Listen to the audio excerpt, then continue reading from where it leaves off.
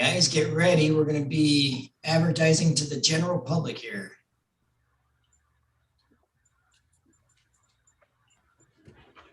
Okay, we're live on YouTube. So get ready. We're going to be advertising. Hold on, I gotta hit mute on my. There we go.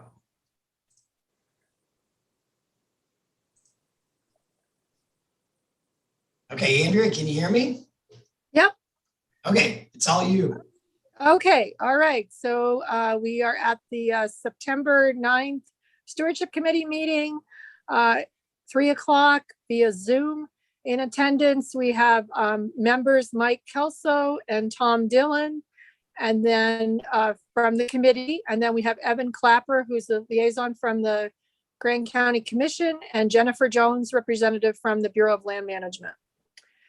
So the first thing on the agenda is, of course, the minutes. Did anyone have any edits? I had a brief edit. Okay. I was not listed in attendance at the June 10th meeting, but I was there. So Oh, really? if we Oh my could get goodness. me added in, I would move to approve the edits with, or approve the minutes with that single edit. Oh my gosh. Okay. I'm not sure what happened there. Well, Yes. a very minor one. Katie Stevens was listed in the front with the initials JJ. So I'm not sure if that's Katie Stevens that we have on the other line or not, because we can't see her picture. No. Okay. There's another one. All right. Thank you for noticing our typos and missing Evan. Okay. So Katie Stevens is not, it is KS later on, but just in the beginning, you mean? Right. Yeah. Okay. Okay. All right. Okay. Well, sorry about that. When I reviewed them, I didn't catch that. All right. Well, with those changes, adding Evan to the minutes as in attendance and changing JJ to KS under Katie Stevens, would someone like to approve them, make a motion? So moved. I'll second. Okay. All right. All in favor?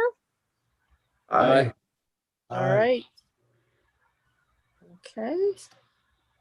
All right. So the next item is the remit sheet. We usually look at that first.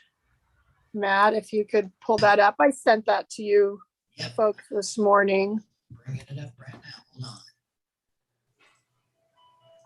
Okay, let me know if you can see it. Yes. Okay. So, so what I want to point out here, so I need to put my glasses on to scale, is if you look at the column for 2021, well, overall, you can see in the little red text on the right side that compared to 2019, we were up 21% over the same period. I'm not using 2020 because of, how we didn't have any revenue in the spring, hardly. But then if you do want to look at 2020 for the summer months, a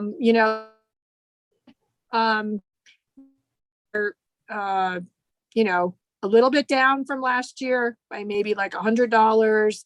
If you look at July, we're actually up a little bit from last year and quite a bit over 2019. And if you look at August, we're actually, up from 2019, but of course down from, well, not of course, but I mean, we're down from last year for August. So not really seeing any campers lately. It's been pretty quiet in our campgrounds this summer. But day use, continues. So up 21% overall, we're doing fine. Any thing that you folks notice on there you want to discuss or questions? Jennifer, are you down in your campgrounds or? I believe that we are up in general, but it seems like folks are staying and not paying. I'd have to get back to you with specific numbers though. Uh-huh. Staying but not paying. Okay. That's not good. All right. Okay, so we can, if no one has any questions or anything they want to talk about on here, we can go to the balance sheets from the clerk's office that I sent last night. So that's the 3 sheets, Matt, that has the revenues with comparison to budget and expenditures with comparison to budget. Is this it? No, we'll look at that one after. So it's financials, right? Yeah, financials. I think that's the title on the Yeah. file. Yep. There they are. So unfortunately, this first sheet is still kind of meaningless. I talked to Quinn about it last week and Jana, and what's happened, like I said, maybe in the email.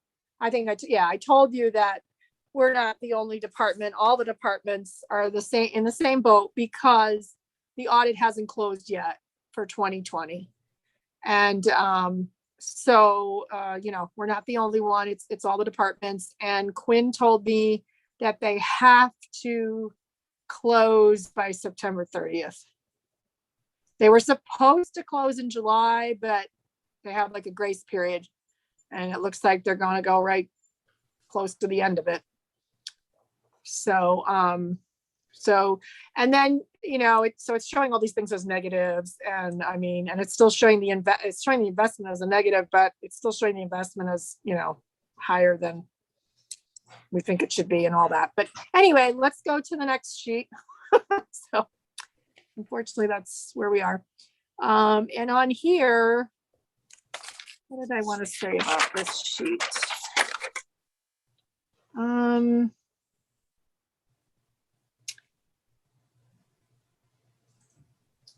I mean, this is accurate. It's not reflecting everything, but it's pretty close. So that's just timing with some of the information coming in, being entered. But you can see that we're doing really well with our online sales of those group campsites. We had only thought we would bring in 32,000. We're bringing in 60,000, almost 61,000 right now already this year. So those have been very popular, even though I don't know if everybody's showing up, but we still have a percentage of their payment if they cancel. And then on the last sheet,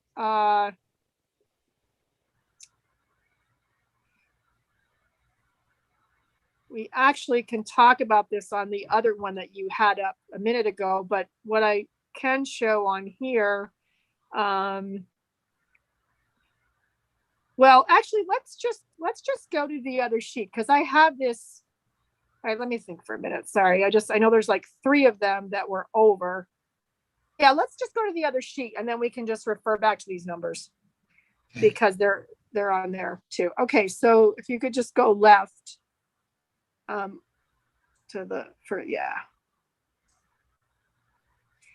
Okay, so on here I have the 2021 budget as well. And then I'm showing the amended, draft amended budget in the next column. And if you go down to the first yellow row down there, Chris Baird put lease payment vehicles. He put 16,000 in there. And I'm just projecting by the end of the year, we'll only spend 6,000 because we didn't get the first vehicle till June. And then, like I wrote in the notes, it's going to be about 613 a month. And this is if the second truck arrives. I don't know if the second truck is going to arrive or not. I wrote to Cody and he emailed me back and said he would need to research this and get back to me, but I haven't heard from him yet. That was last week. So, but if the second truck does come in sometime in September, we would spend about 6,000 out of that. If it doesn't come in, then it'll be, less. It'll be less about 36. It'll be less about 3,000. And then the contract services for the toilet, we're gonna go over on that one about 5,000.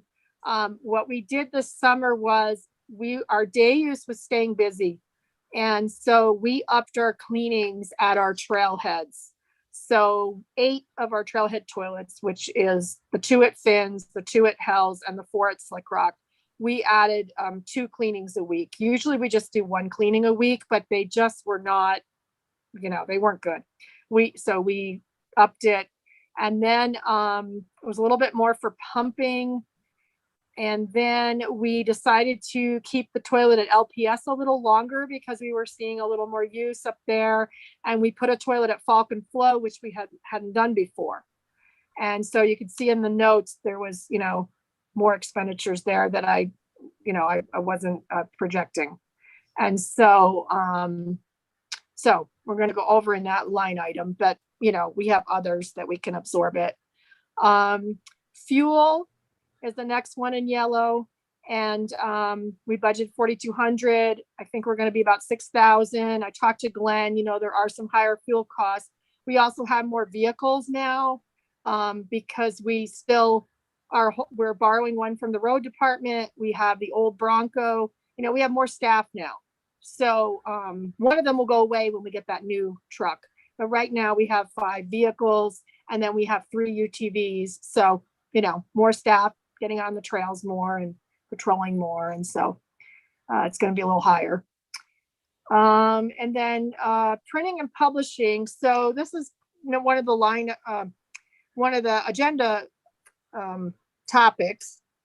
But this column, that minus 7,851, that represents TRT money maybe coming back to Sand Flats. I met with Maddie and we were looking at what things could fall into like educational, for under TRT. And so that would be like printing of some of our brochures. And then in supplies and equipment, that's some of our new signs. And so the committee hasn't like really, met again and given us like the go ahead. But Maddie and I have been coming up with these, Excel spreadsheets of where some of the money could be transferred like to her department and our department from TRT. So those are projected as maybe happening. And then capital improvements, we budgeted, you remember, 150,000 for this year. And we didn't build, that was for the booth entrance improvements, and we're not doing that this year. We're just doing our survey so far through the year. But we've been pulling some money out of that. For example, right below that, the capital equipment, which is the purchase of the new 6-wheeler UTV. We didn't budget for that originally. We had to retire the old one last December. So we got a new one through the state contract. And so, they'll need to transfer some money from that capital improvement budget over to capital equipment. Also, I want to get, and this is in the PowerPoint and further down on the agenda as well, but also Fins and Things toilet. You can see in the notes next to the 150,000. I want to get that one painted. Originally, we were going to just paint the floor in there, but we really started looking at the outside of the building, and I had a painter come up, Scott Morgan, and we were looking at it, and really what we need is to paint the whole outside of the building and the inside. And then some of the floors, you'll see some pictures later, are the paint's coming up on some of the floors in those new toilets in Datura. And I talked to the company, and I know they weren't happy with the paint they used on those floors. I don't know, Jennifer, if you're having the same problems at the BLM with the toilets from 2019. But Yep, unfortunately we are. okay, so he's given me a quote of about $400 a floor to redo those. And so, so anyway, and he can do that this fall. I actually just talked to him today. And so that's, 5,000 this year for those fins and things and the 3 toilets in Datura campground. And then also, well, I'll get into this with the pictures, but anyway, another 5,000 for some curb work at the booth. And then also some engineer costs if we are to expand that parking down below the booth on the county property down there at the corner with Potato Salad Hill. So when I add that up, I come up with about 100,000 is maybe what's going to be spent out of that budget. But so I should drop that down some. I could probably drop it down to 100,000, but might want to leave a little cushion and drop it to 110. I'll just see, maybe as you see the pictures, we can, I don't know, see what you folks think about that. But I mean, obviously the money doesn't go to the general fund. It's still in our account if we needed it back. And then I just had inventory office equipment. We had to buy a safe. So we went over on what we projected. We ended up we have a safe down in the office now that we didn't have before. So anyway, and then discussion, if this is, this part is this year's budget.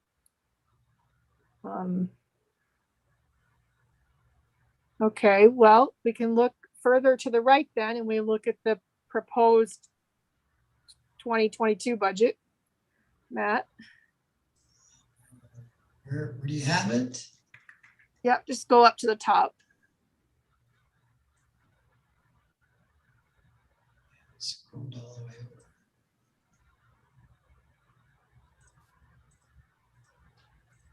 over. I just got to go further to the right. Or maybe it's because I have the screen with everyone's faces over here. I can shrink it. Yeah, just have the 22. Okay. Yep, it's there. Okay, I'm sorry. Okay, Yep. Yeah, so that was my fault because I had your faces on the side. I couldn't see. You much rather have our face, wouldn't you? Yeah, now I don't. I hope I can get them back. Anyway, at the top, I forgot to mention that with the other one, I was projecting that we would bring in 700,000 this year. In the notes on 2021 on that same row, I was using the fall revenue from 2019 added to the current. I didn't use last year's, so we might even bring in more than that in 2020. And then in 2021, and then I was using the same projection right now for 2022. I know that Chris, he likes to focus in on that, and he has some formulas of, how he comes up with that too. So he'll, I'm sure, revise that. And then let's see, there's the grant, the youth grant. We need to take 15,000 out.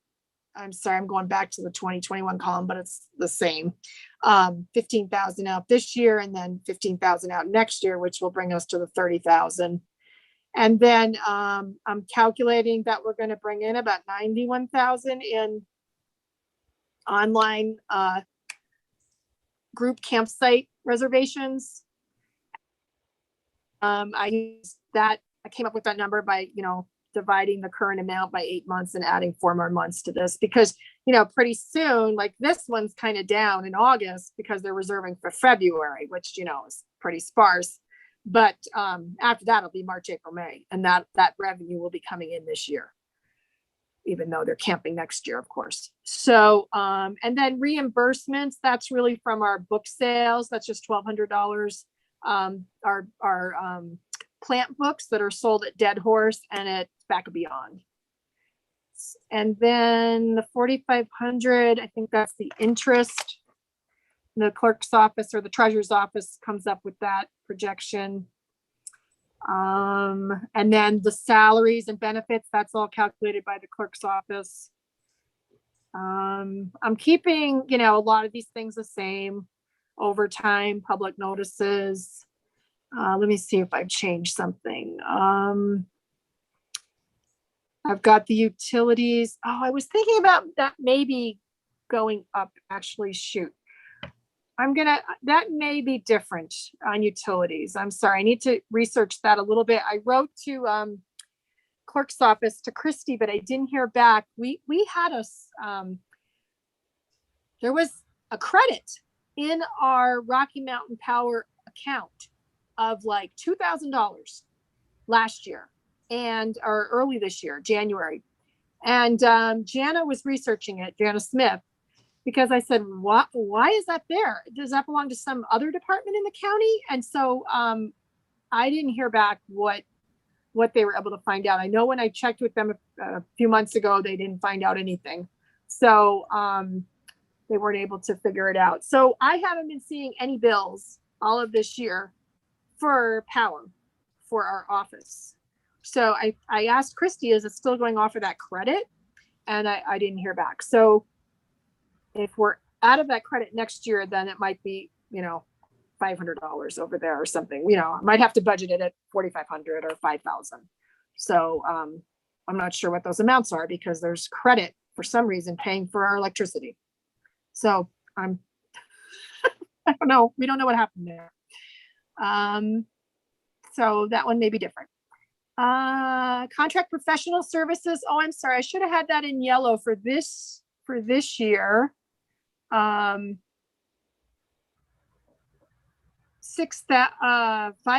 in contract professional services. We are going to go up over on that one. I had only budgeted 1,000 for 2021. And that's because we are going to make that introductory video before the end of the year with Mark Finley. We already did the filming, but we still haven't got it all, the narration all finished yet. The script. So, but that will happen before the end of the year. So let's see what else. Okay, so next year you can see I only put 1,000 in the contract professional services. And then I stuck with the 16,000 for next year, which is what, Chris had budgeted for this year for 2 trucks. And then I, have the toilet more because we'll probably do the same thing next year that we did this year. Clerk's office calculates the accounting, bookkeeping, what they take from us for the clerk's office and the treasurer's office and HR. Search and rescue, Jim Webster said he was fine with the 10,000 again next year that we transfer over to them. The scholarship fund, that's for our apprentices, if we hire apprentices next year. What else? Dumping fees. Okay, you can see that one is higher. And what's going on with that is I talked to Evan Tyrell, and we have been paying less than we were supposed to, I guess, this year. We have been paying a rate for an open container for our containers at Slick Rock and at Fins and Things, and we really are supposed to be paying the rate for the closed container. And also the rental is double. Instead of paying $5 a day, you have to pay $10 a day. So anyway, next year we'll be paying $5,000 more for our dumpster because of that. We do get one at Fins and Things for part of the year, and then Slick Rocket stays there the whole year. We already talked about the fuel, and everything else is pretty much the same, except, the big one. So the 250,000, if we build a lane at the booth next year, pending on what we do, I was still keeping it at the 150,000. If we go ahead and paint inside and out Hell's and Slick Rock toilets and the one in B, Bobcat, that's going to be, and the new parking lot expansion, we're looking at 70,000. And then I was gonna ask Jennifer, I put like an extra 10,000 in there, but I bet it's more. I don't think we'll do this next year because if we do all these other things, we're spending quite a bit and I think we can wait a little bit, but Falk and Flow and LPS, I mean, we might want to think about putting toilets in there. I don't know if they should be full CXT buildings or boom buildings, or if they could be the vaults with the metal walls like Lee has been building. But it adds up, those cleanings. Every time they go up to LPS, it's $100. And then there, so we have portables there now. So that would be something maybe to start about getting more permanent toilets in those places. But I didn't know the amounts for those yet. If we went with, if they're buildings, they're going to be $24,000, $25,000, or more because they're quite a distance. Well, I don't know. It depends if the BLM digs the hole for us and stuff. But then if they're just the vault, they still have to dig the hole for the vault. But if they're the metal walls, they're going to be a lot cheaper, of course. So anyway, any questions or ideas about what I have there in this draft proposed budget?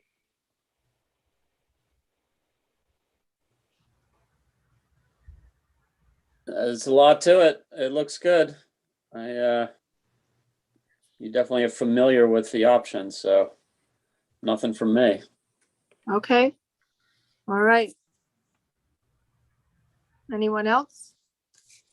This is Jennifer, and we had talked a couple years ago about LPS pre-Falcon Flow, and I certainly agree the need for the toilet to be there, and I'm happy to chat about that further. In terms of the corrugated metals, we're still trying to figure out a way to prevent the wind blowing the toilet paper situation.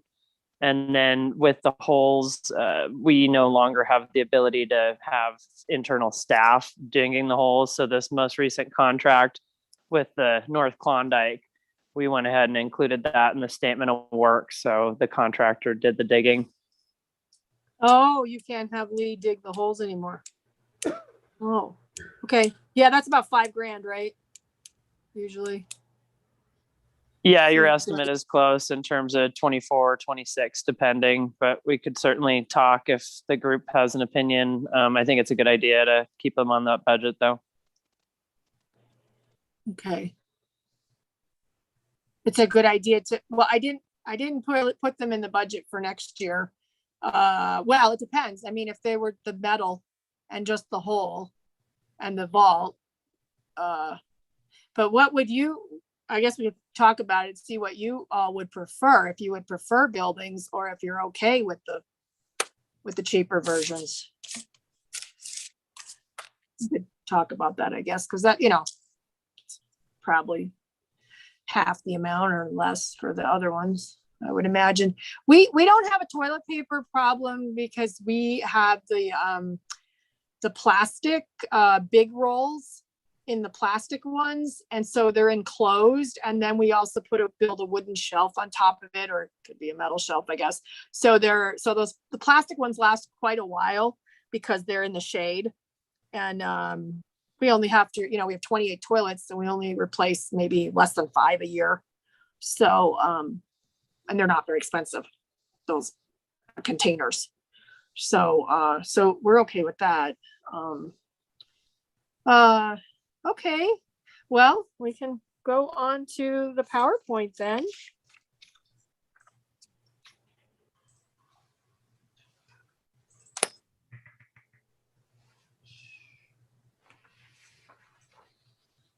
Can you see it? Yeah, that's not the first How about now? slide, is it? Yeah, no, you're on the first slide. Okay, sorry. Okay, so you can go to the next slide. I guess realistically, we know we're at Sam Flats in this. Okay, so we are, you may recall, in the spring, and all of last year that we were open, we had the booth closed up and transactions were happening through a security drawer. We were only taking, credit card. And then at our last meeting, a little before that, a few weeks before that, we had started taking cash and we were still using our intercom system. So this summer, you could go to the next slide. This summer, we opened up the booth and, it's a little far away, I'm sorry. But anyway, we have the window open and we didn't have masks on either until recently because of the county's mandate for masks in buildings. So we put in some bollards that you can see. Can you see them in the one before? No, you'll see them in another one further down. But yeah, we put in bollards and I have a better picture further on. So they are kept further away from us when they pull up because of those bollards. There's 5 of them there, like that yellow one you see, there's 4 more of those. And so it's a good distance. We still can reach them. We can reach each other. We also have an easy reacher in there in the booth that we sometimes pass money or brochures back and forth with certain size vehicles. We've been doing that for years. Right now what's happening is we're not busy yet, obviously. And so my staff that's been working all summer, including myself in the booth, we still feel comfortable with the system of the window open. We have a venting, fan in there that's pushing air out all the time from the booth and circulating that. And we feel fine. But then some of the staff that's returned still would like to have the booth closed up. And so then people have to get out and come over. So what we're doing this month anyway is if people don't feel comfortable, they can have it closed up. And we're just trying to have those folks, if they can, work the afternoon shifts when it's not as busy. And so far, the way we're scheduled and people's comfort level, we're okay with that. But I was going to, we'll revisit it in a week here. And I was going to I talked to Renee in HR and she was fine with what we're doing. If maybe we're going to need to close everything up again, or maybe things are going to get better and we can, all of us feel comfortable with the window open. And we did do Jason found a, what do you call it? Noise level tester app from OSHA. And he installed it on our phones at the booth and he did some data gathering and we are way below the danger levels, surprisingly, but anyway, in the booth with that app that we got from OSHA. So that made some people on the staff feel better. And we did buy earplugs for people as well. And so anyway, we've also talked about maybe putting up a plexiglass screen, have the window open, but putting up a plexiglass guard for, people's spittle that sometimes comes toward us. So anyway, we'll just, it's evolving with COVID. So, okay. And then, I put this on here mainly to ask Jennifer, I have it written wrong there. Was presented. Sorry, was presented to the county and the city. And did they present to the BLM as well, Jennifer? The Mill Creek group? Yes. Okay. Yes, it was presented. I was still on detail at the time, but I've read the document, and Nicole and I just need to find some time to chat and circle back to sort of chart a course forward. Okay. All right. And then the next slide is the TRT. We already talked about that. You might have seen, well, Evan's aware, of course, being on the commission. So the Responsible Trail Promotion Committee, the TRT funds, some of them are going also to these videos that are playing on Channel 6 TV. And we had a few hiccups over the summer with that, but they are all playing till the end of the year. And some of the commissioners were concerned with our video, Samplot's video, 5 tips for an awesome Moab adventure. And so they did agree that we could have them as is till the end of the year. But they wanted us to make some modifications before next year. And so I've already worked with Mark Finley and made quite a few changes to it, quite a few edits, and added footage and took some footage away. And so at our next committee meeting, I wanted to, Maddie and I were just talking about that a few days ago, and I'll send it out before she's, when she gets that scheduled, I'll send it out like a week before, a few days before, and people can look at it, and then we can talk about it at the meeting and see if further edits are, desired by the Sustainable Trail committee, and whether they want to do some further edits before it goes before the commission for next year to be on Channel 6. So that's where we are with that. And then also, like I said, we have spreadsheets, Maddie and I, and then she also held a meeting. I was on vacation during that, but she had reached, since we met as a committee, she held a meeting with the Park Service, the BLM, the Forest Service, and maybe some others, the city probably. And she's just trying to gather, I read all the minutes from it, but she was just trying to see what the issues were in the different parks and areas, and see if they were the same or if they were unique to that area. And then see what kind of funding, if they needed funding, that could be transferred from the TRT funds. And so anyway, we'll have a meeting, she said, this month. So there's quite a bit of money that they're trying to spend before the end of the year on, education and sustainable trail, responsible trail promotion. Okay, so the next item is, okay, so this is the booth and entrance area. And you might recall that I was going to meet, and I did meet with Dan Stenta and Stan Johnson after our last meeting, like a week or so after that. And so we're continuing to gather data this fall. So far, what we have come up with is that 20% of the people coming up to the booth have already paid, or they are, local, have annual passes, already paid for day use or camping, or they are tours. So that's not as high as we thought it would be. So, that wouldn't really impact the line. A new lane wouldn't impact the line as much as we would like, take away from that line. So we're making sure that we're trying to gather even more, data this fall to see if it still holds at that 20%, or if it's actually a little bit more.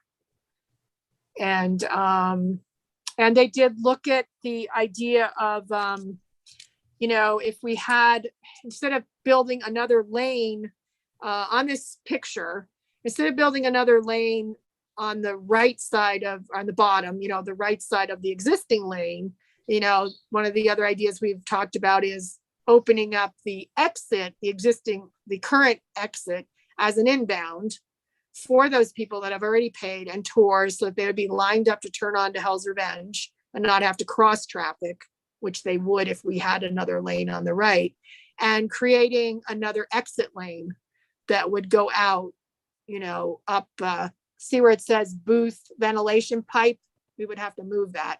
It would go up and out there. And Dan and Stan seemed to think there was enough room to do that. But they really wanted us to, continue to gather the information through the fall, make sure it's really accurate. Because if it's only going to cut down the lane 20%, the inbound, is that viable or not? So anyway, we're still in the looking phase. Did they explore options of a second collection point if people hadn't paid online? like a second window or somebody out there or anything like that? Well, I mean, if we were to take the existing exit lane and make that an inbound lane as well, that would have that arm, and people would have like a card or a scan, something from their receipt if they're campers or day use, or if they're annual pass holders, that would have a thing to scan, and if they are tour companies, that have something to scan, so that arm would go up. The only other thing they really talked about was if we were gonna, build another booth, like where would it go? And some ideas that were tossed around were, okay, could we have another booth that's further in, that's maybe near Baby Lion's Back or something, that would be for people that are going further in, or just for campers or something, to try to separate the campers out. Or maybe it would be, in a place along the road where other people could bypass it, but those that are camping would stop at that one, because the camping is what can slow it down at times. But we're not. Gotcha. I was just an curious idea. if those kind of things were part of the discussion, or if it was strictly like blacktop. So it sounds like the issue of the choke point being the window is being explored and discussed. So thanks. Yeah, everything's on the table. We're willing. We're happy to explore all ideas here. Yeah. Great. Andrea, yeah, sort of the idea with, if we sort of keep it as is, but the outbound lane, it becomes an inbound lane, but that inbound lane is just for camping only. And so the campers go in that lane and everybody else goes in the day use lane. I don't know, just to break it up, because as you know, doing camping takes a lot longer to process, the information and all that. But where were you saying that camping lane would be? Well, have a separate lane just for camping. So if you open up the current outbound lane to be inbound, have that lane just be for campers, and then the original lane just for day use or something. So break it up. So you get up to the booth and it's like a separation. Campers go this way, day use goes this way, or the other way. Yeah, it's almost like campers to the booth, and folks who have a pass or could, swipe a card at an arm or something, could go through like an automatic gate sort of thing. But you'd still have all those day use that have to pay, would have to come in with the campers or some other way. But yeah, I mean, we would, and the thing about if you're using that existing exit lane as an inbound, you're on the wrong side from the driver, the person. I mean, you have a window, you can talk to people, but you're on the wrong side. So that's why it's still kind of okay for maybe an arm, because you could talk to them or push a button to make the arm go up if they're in the wrong place, or something. But you wouldn't be able to be right next to them. So yeah. And another thing I just want to mention, I don't know if I mentioned this last time, but Dead Horse had 900,000 visitors annually before COVID, and they only have one booth. And Megan told me they really weren't having problems with lines. I mean, now everything's different with COVID, but or at least this spring, but and fall. But before, they still were okay. And I was like, how do you think that, why were you guys okay? And she said, well, I think people are more spread out. I think that they had the option to go to the island in the sky and come back if they see a line backed up.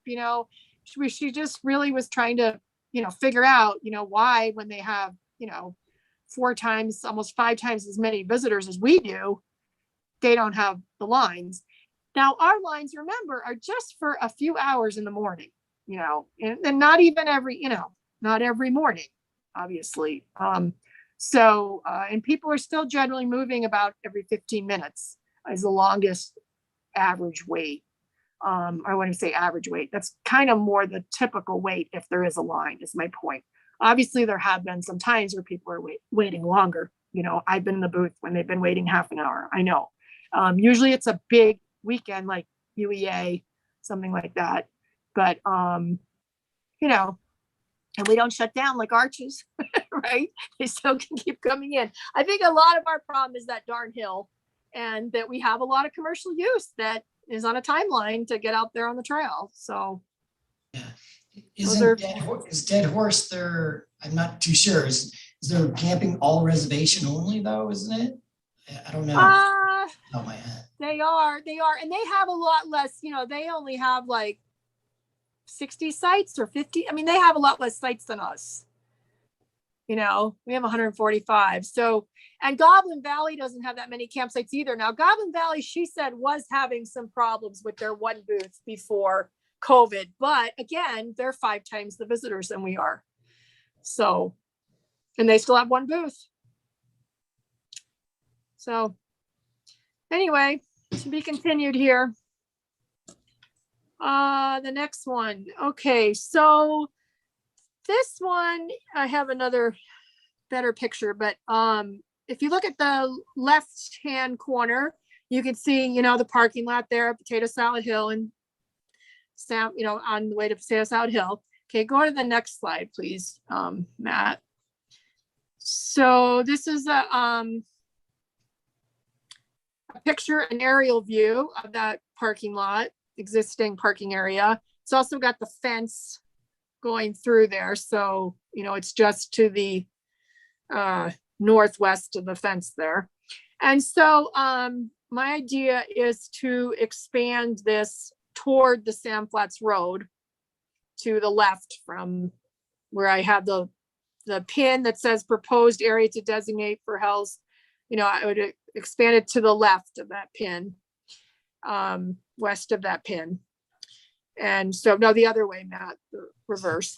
Yeah. So coming up toward the hillside, and you can see there's like a gray area that is a berm there as you're getting closer to the road, moving west of the pin.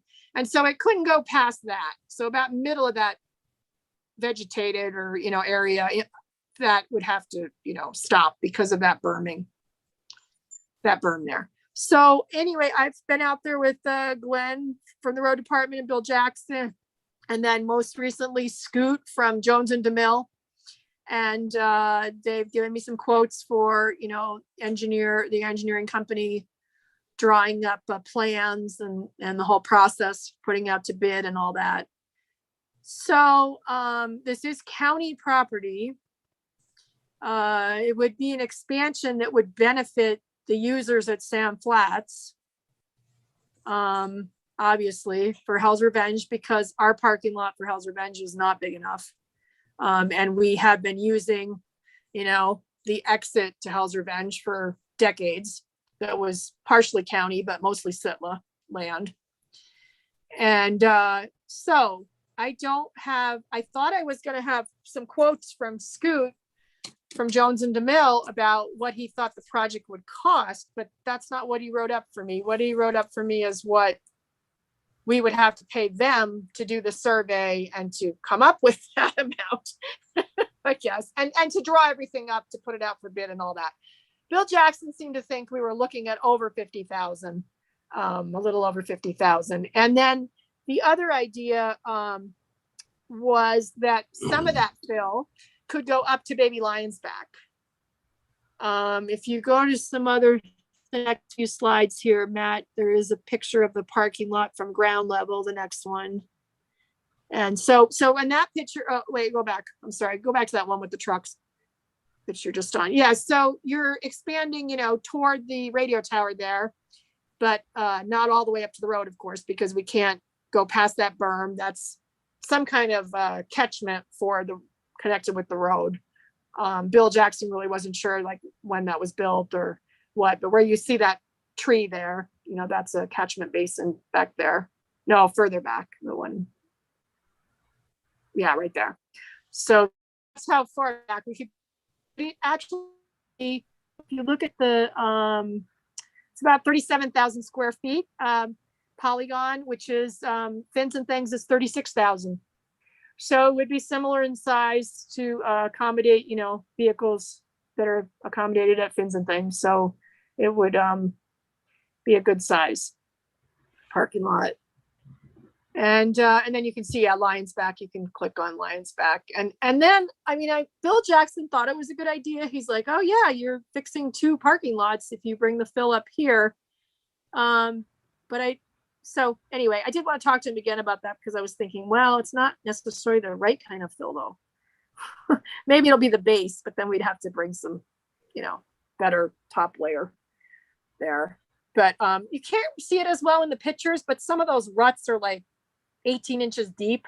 Not that people maybe care because they're going 4-wheeling anyway, but it used to be pretty level in there. And so when we built the Fins and Things parking lot, we thought we were going to have a lot of extra fill. And at that time, the folks, you folks at the BLM were fine with us bringing extra fill to Baby Lions Back. So I don't know if you would still be fine with us bringing extra fill to Baby Lions Back from this project. Sure, I don't have a problem with that at all, and it is pretty ready in there. Okay. And all right, so that's an idea for a project that I would like to get done. If I have to go through all the approval, I don't know. I have to talk to Chris Baird again if have to go to planning and zoning or not. Jones and the Mill didn't think I did, but I don't know. But I have to get all the approval to expand that parking lot. Chris was very much in favor of it happening, and I think we've talked about it before as a group. Does the committee is a committee in support? I didn't make it an action item, but are you guys in support of that? Oh, thanks, Matt. Yeah, it's pretty rutted there. But are you in support of us actually expanding the parking lot down there on the county property below the booth, where we're talking about doing the actual work? Everybody's Yes, it seems like okay. something has to be done because of the small existing parking lot to Hell's Revenge. So Yeah. That seems like a really good place. Okay. And if we improve this area in front of Baby Lions Back, this could be some extra parking too at times, when we need it, possibly, depending on how much our use increases. So, I wouldn't want to put, we do have the campground there, so, but daytime, okay, the next slide. Hey, Andrea, real fast. Yes. For the agenda, you need to announce if the Citizens. citizens at large. Okay, please do that. But there is no.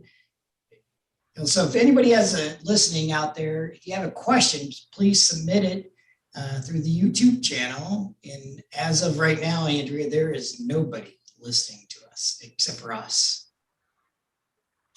Okay. We got to get more still unpopular. Yeah. So you're safe to continue on. Okay.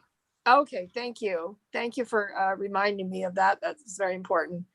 Okay, so the next slide after Baby Lions Back is the proposal from Grand County Active Trails and Transportation for the Lower Raptor Route extension. And I was going to have this as an action item, but let me just tell you what's happened over the summer is Bill Jackson worked with Jones and DeMille, and I worked with them as well. And they put in a application for what's called a RAISE grant, RAISE is the acronym. I don't know what it stands for, I'm sorry. But it is, a grant that maybe would help us pave Sand Flats Road. And the way that the application was written up, Bill Jackson, worked with them on it, and it was written up as paving all the way up to Porcupine Rim trailhead. And it was also written up with the existing pavement being torn up and new pavement added with bike lanes on either side, all the way up to Porcupine Rim trailhead. So, I can see it both ways, but that would be amazing. you know, if, now they don't really know what our chances are. We're not exactly, the perfect fit for it. My understanding is it's trying to help, communities that are, underserved and, you know, rural, we're rural, but anyway, the fact that we, you know, talked to him all about the safety issues with the Raptor route and the cyclists coming onto the road and the conflict with the, you know, the traffic and all that and the numbers, and got him all kinds of information. And so he felt like that, Tim Helper at Jones in the Mill felt like that bumped it up in importance.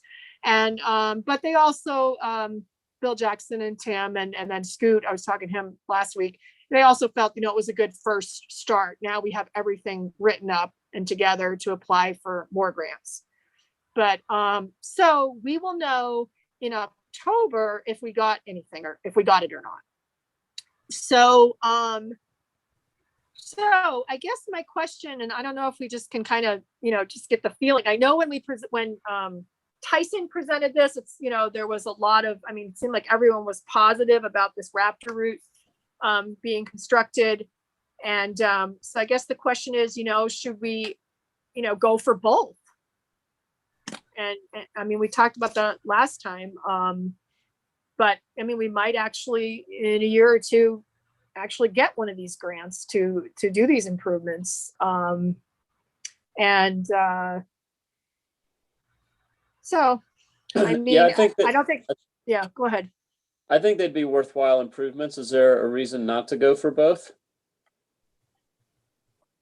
Well, the purple one on this map, which is the more developed trail, you know, that was going to be like a, you know, Campground connector. Handy, yeah, and a handicap, you know, at the level for handicap use. That's, you know, I would have to get grants to build that one. That's going to be more pricey. So, you know, we might not have enough matching funds to do everything for a, you know, a few years or something. But the other one is going to be not expensive. The pink and the green, you know, Yeah. that is just a single track through dirt. So there's, you know, some places where they have to build some things up, but it's pretty simple is what Tyson and Maddie, you know, there was Yeah. a few places, but yeah, not a lot of money. Was the separated pathway, the purple one, going to be a dirt trail or a paved pathway is the way that it's Gonna be like a gravel type, I think, but not Okay. paved was really pricey. Yeah, harder packed dirt. Yeah, it was Okay. gonna be packed, but you you know, I guess you push supposed to be handicap use though. The Yeah, paving would be Right. a lot more. Yeah, the Yes. reason I was asking is I would, not knowing anything about the cost of building or paving roads, is that doing the 1.8 miles of packed gravel would be minuscule in comparison to the to paving. So the both question seems like, you know, do we want to pay X or X plus 1%? Is that, I mean, is the cost of doing the a gravel trail 1%, 10%, or whatever of the paving of the Of the road? of the paving of the main road? Yeah. Well, the road was $1 million a mile before. I think it's Right. a little more now, but you know, the paving of the road was for multiple reasons. Remember, we were, you know, we have the dust issues in the campgrounds, we have the increased traffic and safety issues. And so, you know, we've been talking about paving since 2015. It was in my business plan when we raised the fee last time. So it would, I mean, paving would obviously with bike lanes would be wonderful for the Raptor route, but there's other reasons to pave. So, but yeah, the trails would be a lot less. I think Bill Jackson gave me an estimate of about think I talked about it in another meeting with you folks. It seemed like it was about 200,000 or more for the purple to be, Oh. because it would have to be really built up quite like 2 feet or so up, raised. And also, you know, when we did that loop in D campground, that loop that's the furthest west side, that part, well, that's yeah, Right. west side. We spent, Soundflat spent $22,000 for cobble, paid the county to bring in cobble that the BLM, and we didn't project that we would need to do that much improvements before they could build the road in there. It's just this blow sand that you know, the compaction, they couldn't do anything. We had to bring in all that material. So Bill Jackson, you know, of course, was involved in that. Right. And he felt like we might be looking at a lot of that maybe out there. So it could be pretty pricey for the purple. Yeah. Because of that base. Got it. Thanks.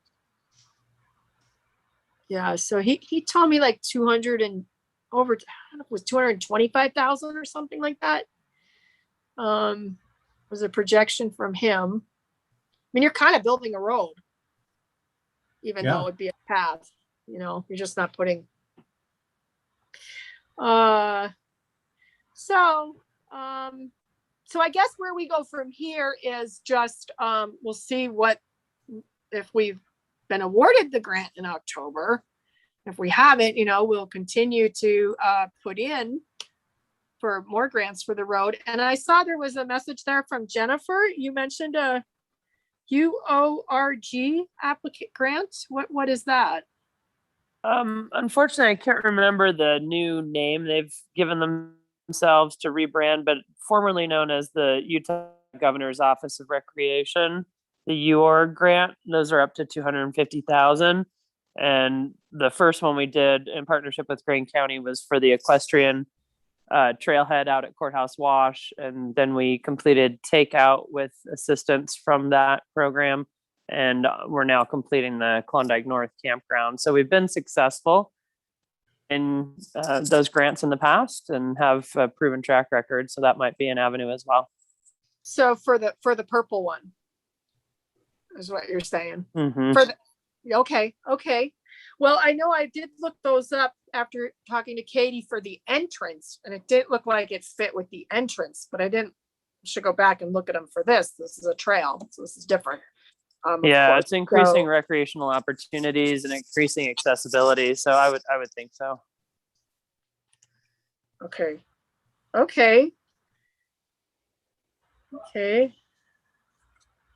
Well, I know that, you know, Maddie said she would, you know, we're going to meet with Chris Holler from, you know, RTP program, Recreational Trails program from the state, Parks and Rec office. And he, you know, they're the ones that provided the grant for the Raptor route. And so, you know, Maddie doesn't think it's going to be, you know, that hard to get them to help with funding for a continuation of it, at least for the green and the pink, you know, for the single track. So, so we're going to meet with him on the 15th. He'll be in town and he's reviewing the existing trail. And then I'm sure she's going to talk to him about that. And I mean, we can mention the whole thing to him and see what he thinks. Yeah, I'll be joining you as well. And I think that's a great idea. Good. Okay. Thank you, Jennifer. Good. All right. So it sounds like the group, the committee is, I mean, I know you have a lot of support for this, and is there still support for paving the road, right? If we can find the funds. Yeah. Okay. And we did get another counter. You know, we have a counter at the booth. We trails, Slick Rock Hells fins. We don't have it on Falcon Flows still. But we did get another counter for the Days Crack area so that we can see, you know, how much of the traffic, you know, we've had a counter where the road turns to dirt, the main road. And now we want to have one, Bill Jackson said have one further up. So we just got that. So we can, monitor how much more traffic is going further up the road. How much traffic's going further into the area is what I meant to say. Okay, so the next item is, we're continuing to do the UTV survey for the Grand County Commission. And the next slide shows the UTV survey. And so through August, we are, it's bouncing around just a little bit, but we're privates 31%, rentals 26%, and tours 43%. And the sample size is 20,900. And then the breakdown of overall day use, motorized versus non-motorized. This is another little survey that Jason is doing with almost 14,000 sample size.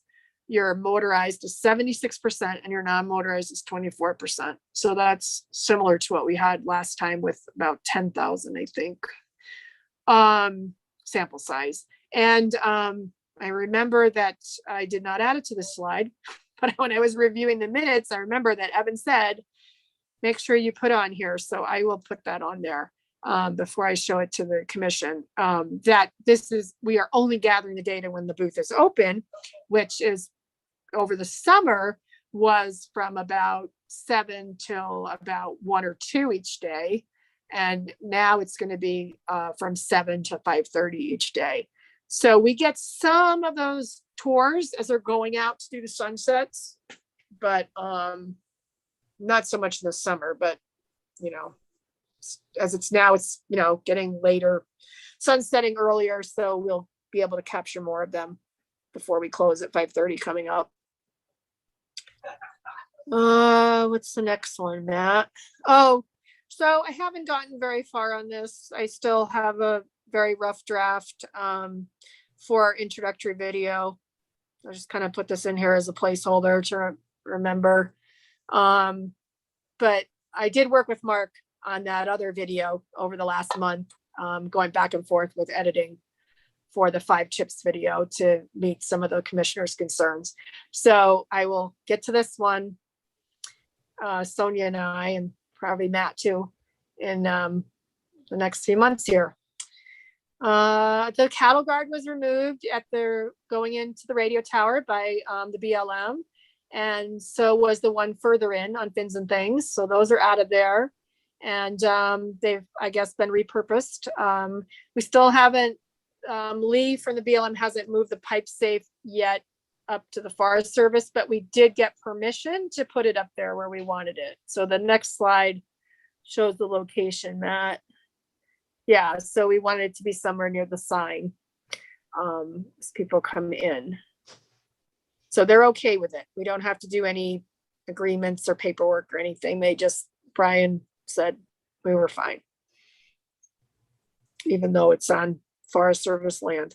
And I have signs on order for this. We don't have them up there yet. Everything seems to be getting delayed at the prison with our signs, but they're coming. So we'll have a sign up here that reminds them about online payment when they come in, when they're entering Sand Flats. And we'll also have those when we move the pipe safe up there for that pipe safe area. And then the next one, Matt, I did get Hell's Revenge parking lot and Slick Rock parking lots, crack sealed, seal coated and striped in August. And it was a state contract. It ended up being 32,000, I think. Shoot, I was gonna have it right there. It was 32, it had to be 32 because it was 48 total because Bill Jackson, the road department, piggybacked on with our contract, and they did the transit hub as well at the same time, the same company. It was Eccles Paving.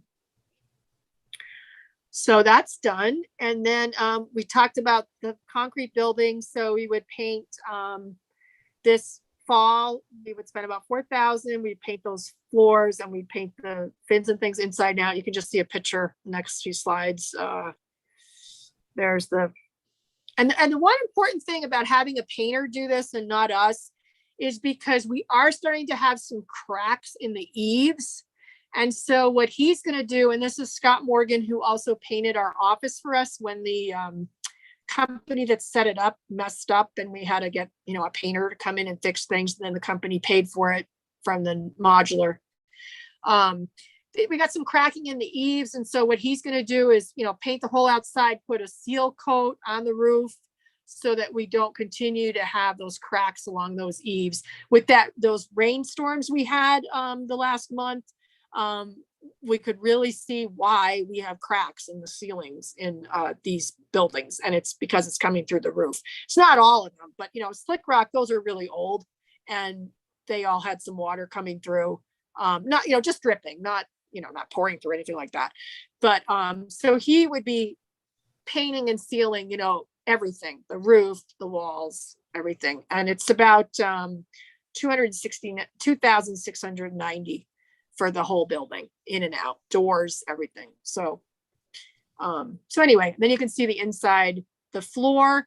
And this floor had problems too. But I don't know if it was somebody that was new at Zunick Brothers with the power washer, but I remember when that paint came off a few years ago. This building was, and you can see the crack on that back wall. So he would be patching all these cracks and repainting. And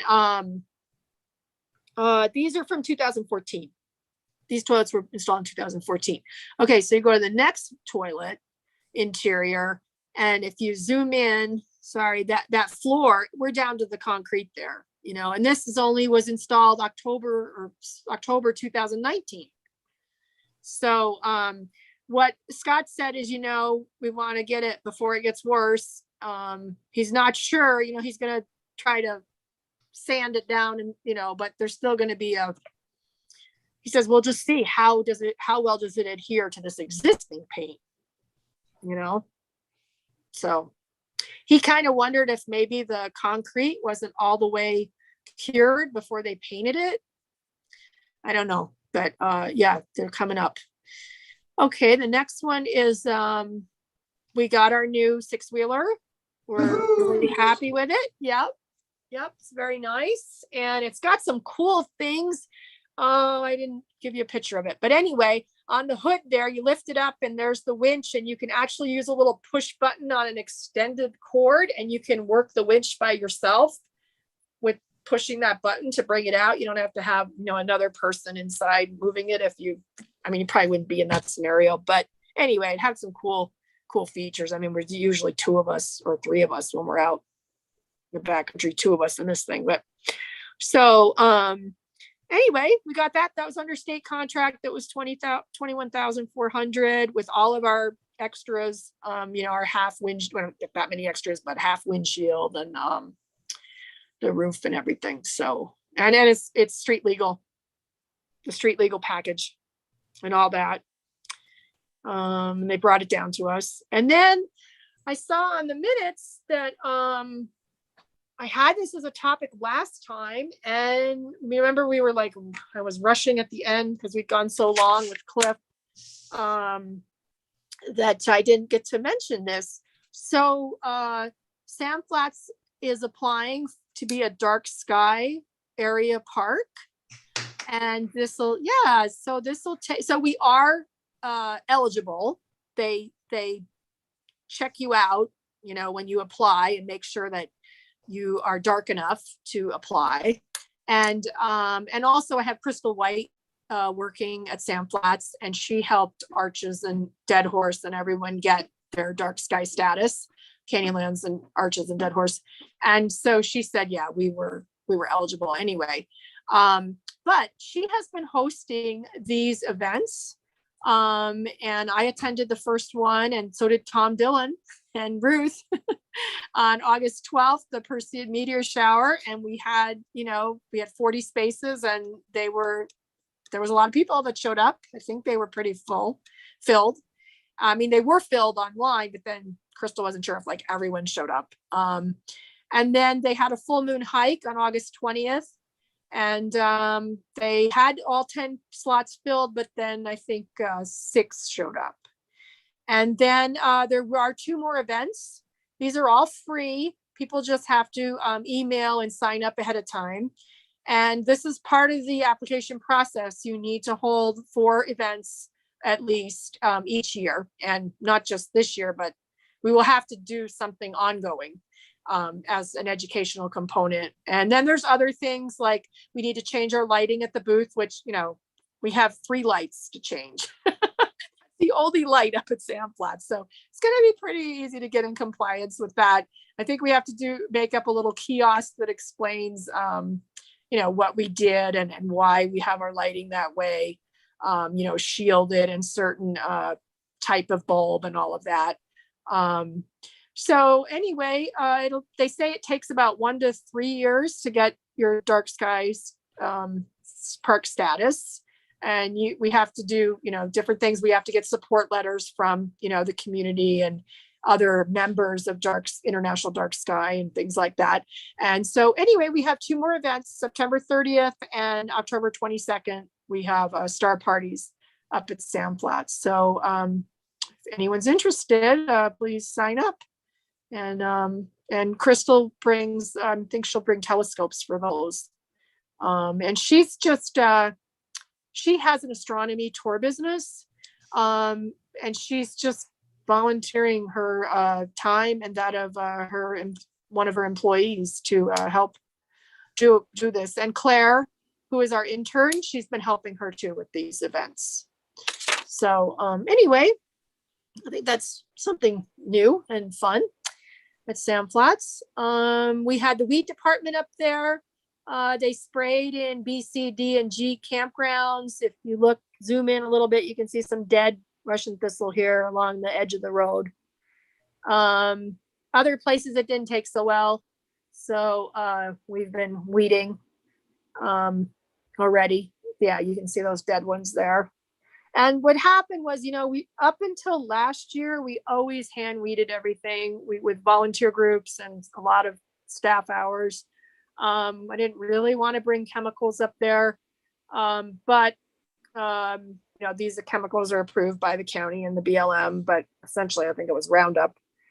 But when these new roads were built, that gravel and fill brought in a lot of seed.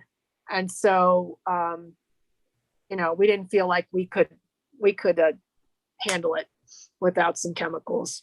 So I think it really cut it back last year, and it's, you know, doing it again this year, and maybe we won't have to do it every year. I mean, we can stop. Okay, the next slide. Oh, we're almost done with these. The next slide, our gutter got hit on the booth again. It wasn't completely destroyed. We were able to patch up the elbow there and fix it a little bit, but I had the whole gutter replaced like in May or June when another vehicle hit it. And, you know, since this booth, you might remember the history of this booth, you know, we had the old one there, never got hit in 15 years. And then somebody from UDOT said, you know, this isn't safe. You don't have bollards, which we didn't, and you need to build a new building. So we built a new building, but the curb, there was a mistake made when it was built. The curb on the bottom does not line up under the eaves. So the eaves and the gutter is overhanging. So we put in those bollards for 2 reasons: to try to get people away, but we still had the gutter hit after we put the bollards in the second time. And we also put the bollards in to kind of keep people away from our window because of COVID. But what I'm waiting for right now is an official, you know, bid estimate of taking and building the curb out just along the sides of the booth on the inbound and the outbound. And I did talk to Steve Yoakum, who did one of our concrete ramps and did our driveways and everything at our office last year. He's going to retire in October, end of October, he said, he thinks. But he gave me like an estimate, maybe under 5,000 when I told him the dimensions and everything. But he's probably not going to be still working then, when we could have somebody do it in November or December. So I'm waiting for Danny Keys, who did one of our other ramps, to see if he can give me an estimate And if he's, interested in the work, and then depending on the price, we'll go through our procurement process. But, so if we had that built out, then they wouldn't be able to hit the booth unless they've got things overhanging on their trailers and stuff. It would make it harder. It'd be more what it was supposed to be the first time. We adapted by putting those signs in. And the booth's been hit 4 times in 10 years. So I guess we've done all right. None of them have been serious, but. Yeah, but we are getting a lot more bigger vehicles up there in trailers and RVs. Yeah, I think it'd be safer for everybody, and we wouldn't be dealing with this every few years, and this year twice. And yeah, I agree. I think we should do it. So if I can get a contractor to do it, if I can get it done this year, Steve, he's been in the business for 37 years or something, and he said, yeah, it's going to be under 5. But so I have that in the, we have that in the budget. So we'll just see about that. Did I miss anything on our agenda? I don't think so. I think I had slides for every topic on there. Let me pull it up and just double check. Oh, then we have to ask you guys. Campground. Oh, manage the campground was that we had the weeds sprayed under new topics, and trail signage. I don't have a picture here, but we do have some of those stay on the trail signs, those new ones I talked about before that are up. Got 6 of them for Finns and 6 for Hells, and they change. They say stay on the trail, protect fragile soils, stay on the trail, it's the law, the different things. And another thing we're doing for trails in the campgrounds is the BLM has been doing this, I don't know for how long, but you guys have little signs on your picnic tables that talk about how people should not put trash in the fire ring and not put sand and put out the fire with water and all that. So we've had those on the Carsonites, but we're going to put them on little metal signs and attach them to the picnic tables like the BLM does. Do you feel like that's been helping you, Jennifer? I don't think it hurts. Okay. It won't cost much. I was gonna get 150 of them. It's under $100 from the prison, and we'll hook them on there. So those are on order too. So does the Evan, do you have anything pertinent for the committee? I was trying to think, I don't think that I have anything from the county to add on. Sounds like we're ahead of the budgeting process, but with this body, and we're just starting to get into that some with the commission as a whole. Yeah, that's coming up. Okay, Jennifer, do you have any updates? I guess the one that comes to mind is, if you're not aware, Hunter Canyon Campground, the 7 sites that are there out on the King Creek Road, is closed until further notice due to damage and potential safety concerns from the flash flooding. Which campground? Hunter Campground? Hunter Canyon, correct. Yep. Okay. Aside from that, it's getting ready to be the busy season again, and events almost every weekend, and bracing ourselves to try and be responsive to that. The Klondike Campground will be open soon. I don't have an exact date. We're continuing to work on that, but more news to come. Okay. Oh, I forgot to mention, thank you, BLM in general, whatever.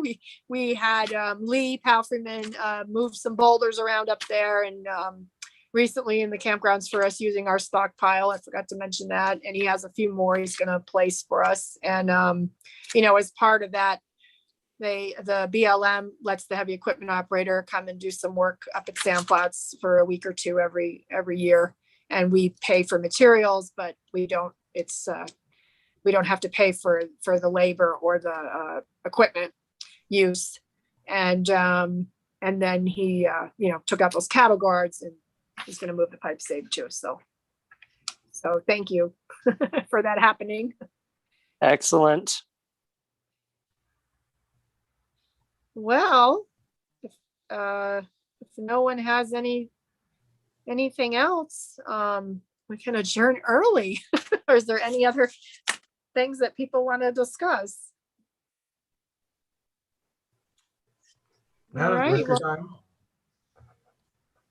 pardon me? I said, Nope, I had nothing. I don't have anything at this time. Okay. Evan? Thanks, everyone. No, I was just saying goodbye. Okay, thank you. Thank you very much.